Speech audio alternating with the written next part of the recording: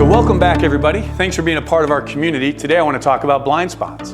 One of the very first things they teach you when you're learning to drive is to pay attention to your blind spots. My first cool car, man, it was a two-door 1975 Malibu Classic, big engine, dual exhaust, wide track tires. Everyone knew when I was coming.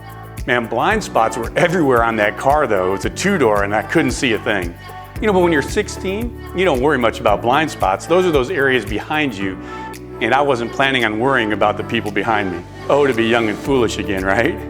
What exactly is a blind spot? Blind spots are those areas that are so close to us that the rear view mirrors can't pick them up. Have you ever tried to pass another car or change lanes on a highway and you check your mirrors and you don't see anything? So you start to change lanes and then you get blasted with this horn, right? It startles you, it causes you to almost run off the road, and you swerve back into the lane that you started in. Man, blind spots are real things and they can be pretty scary if you don't know where they are. The problem is, most of us don't like checking our blind spots. I never liked checking my blind spots on my Malibu because I had to practically turn my entire body around and twist my neck until it hurt to see those areas that my mirrors couldn't see. In other words, I had to get out of my comfort zone to turn my head around to ensure that it's safe to make the necessary turn or change in direction. Blind spots, those areas where our view is obstructed, those areas outside of what makes us feel good, comfortable, and familiar. Now, not only are there blind spots in cars, there are blind spots in our lives as well. And if you're not careful, they can be just as fatal as the ones on our cars. We all have those places where our view is obstructed in our lives, don't we? They're places of familiarity. They're places that have existed so long you don't even know they're there until we get hit. That's why they call it being blindsided. There's a lot of reasons we may have blind spots, right? Here's a few things that can cause our view to be obstructed and create blind spots in our lives. The first one's ego and pride. What do they say? Pride comes before the fall. The other is self-denial. These places we know are there, but we refuse to admit for fear that we might be seen as weak or not capable. Then there's those blind spots from our emotional insecurities. And these are real things, right?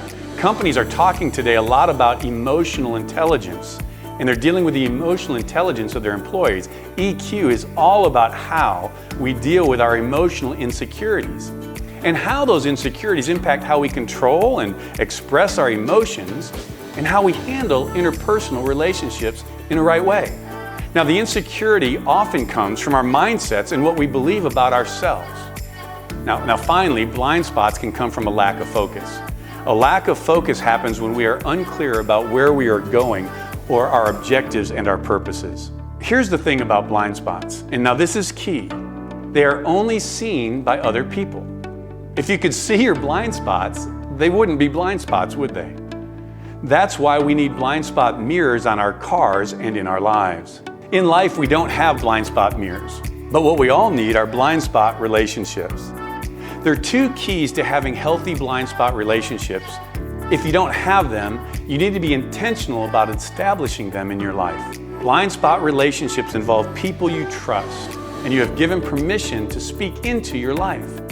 We need this both personally and professionally. Now, a healthy blind spot relationship needs to be able to do two things. Are you ready? First, they need to know you well enough that they can recognize the warning signs and identify the blinders that you've put up in your life.